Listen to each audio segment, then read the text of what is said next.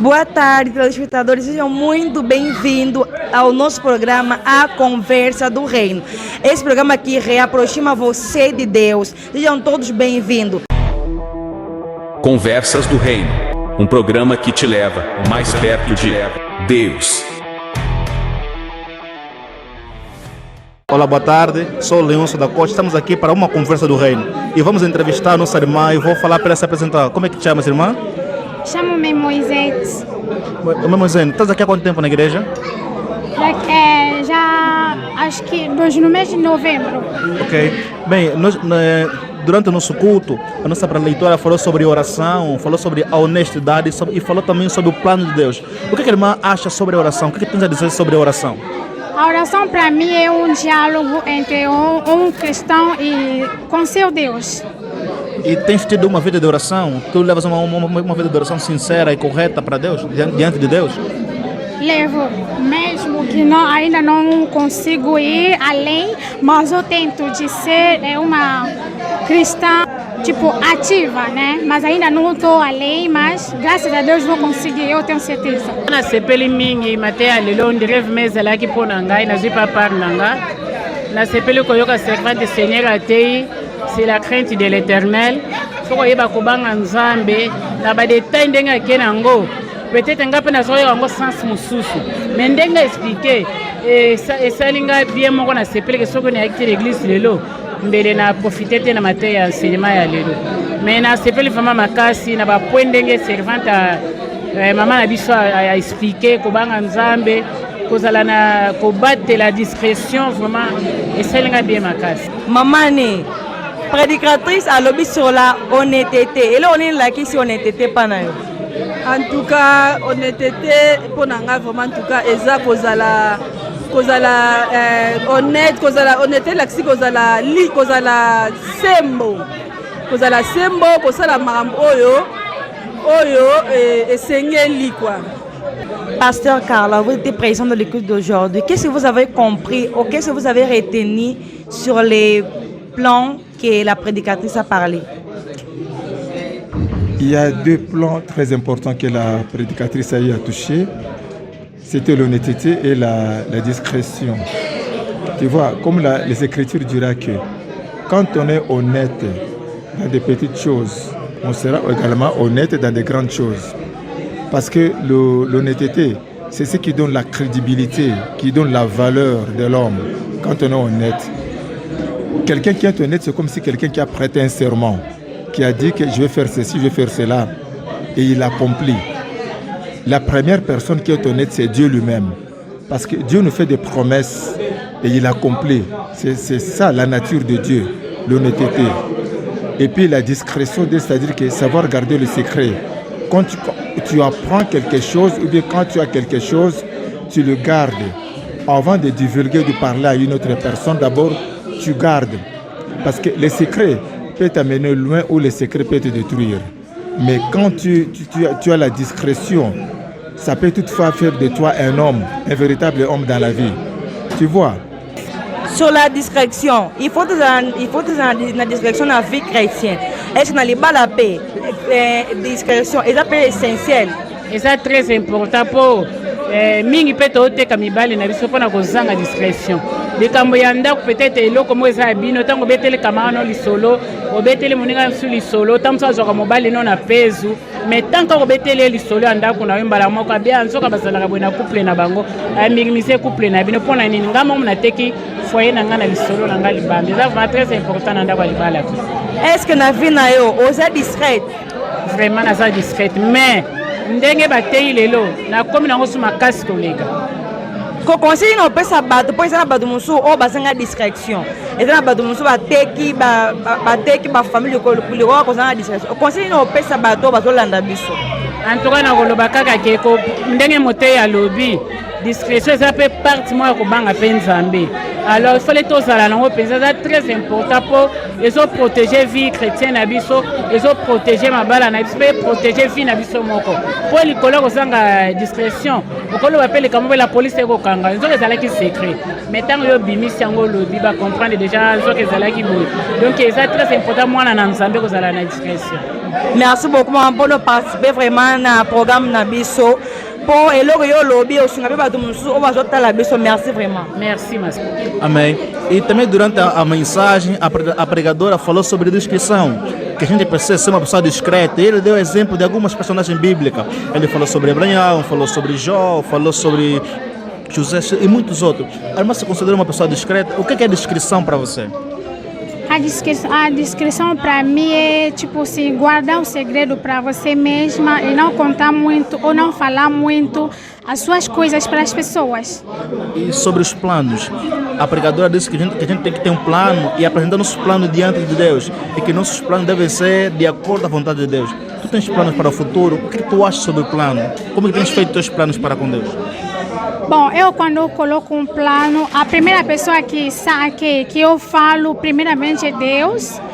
Eu escrevo, bom, antes de escrever eu falo ainda que Deus, quero fazer o plano X, eu quero fazer o plano X no futuro. Aí depois eu vou orar, se Deus me responder, bom. Aí Deus responde de uma maneira ou de uma outra, né? Talvez nos sonhos assim. Se tudo Deus está de acordo, eu posso escrever, mas a primeira pessoa a saber dos meus planos nesse mundo é Deus, é só Ele mesmo.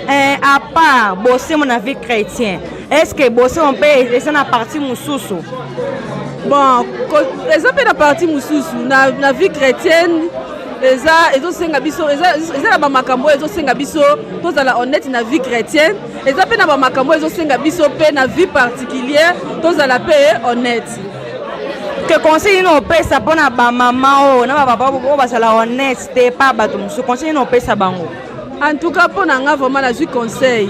Bon nazanga na honnête mais bamaka mususu oyo mama lobe livre en tout cas nga mo pe na zongi. Donc pona nga conseil na kopesa en tout cas totambola ka na obanga nzambe. Eloko eleki ko banga nzambe ezate. So totambola na obanga nzambe nyonso tout to mona ngo penza ke ezala simple pona biso po ezala ngo pe makamba pasi te ezala ka kotambola wana tiko koyeba o nini yo ozali koyeba o nini nzambe alingi to sala. So to comprendre ngo en tout cas ya mwana nde to babengi honnêteté. Il y a une partie de la Bible qui dira que Jésus-Christ a répondu à ses disciples que même les problèmes de la fin du mois, moi je connais pas les problèmes de la fin du mois, c'est mon père qui connaît. Tu vois, si Jésus-Christ a dit que moi je connais pas, c'est-à-dire que Dieu lui-même a été discret. Il n'a pas parlé à Jésus-Christ les problèmes du fin du monde. Alors, si Jésus-Christ pouvait savoir tout cela, il pouvait nous l'enseigner. Alors, ça ne pouvait pas être les secrets et ça ne pouvait pas être la discrétion. Mais comme Dieu a gardé secret, Dieu a été discret, voilà pourquoi Christ aussi n'a pas pu enseigner. Il a dit tout simplement, si vous voyez les feuilles, Jérusalem, les figuiers, tout ceci, il a donné des paraboles. C'est la fin du mois. Mais les véritables dates de retour de Christ, c'est la fin du mois. Christ n'a pas parlé de la discrétion de Dieu. Merci, pasteur. Je veux que les pasteurs donnent un conseil à celui qui ne sont pas discrets. Les personnes qui sont discrets, ils ont aussi l'élévation. La discrétion amène l'élévation. Je veux qu'il y a beaucoup de chrétiens qui ne sont pas discrets. Je veux que les pasteurs donnent un conseil à celui qui ne sont pas discrets. C'est pas du tout mauvais. C'est comme quelqu'un qui est en train de dévoiler les secrets de sa maison. Un mari ou un célibataire qui dit n'importe quoi. Tout ce qui est comme secret en lui, il divulgue. Tout le monde sera au courant, tout le monde va le savoir. Alors ce ne sera plus un secret, donc c'est-à-dire que ce n'est pas la discrétion. Or, dans la discrétion, il y a le savoir-faire. Il y a le savoir-faire, il y a le savoir honorer. Tu gardes les secrets, tu ne parles à personne. Alors, pour les personnes qui ont beaucoup la bouche de beaucoup trop parler, ce n'est pas du tout bon. C'est très mauvais. Il faut avoir la discrétion parce que la discrétion peut te bénir et la discrétion aussi peut te maudire. Mais un seul mot, sois discret pour bien réussir dans la vie. Maman Angèle, au participant qui n'a qu'à le prédicatrice à lobby sur les plans. Et là on est là qui s'y plan na vie na yo.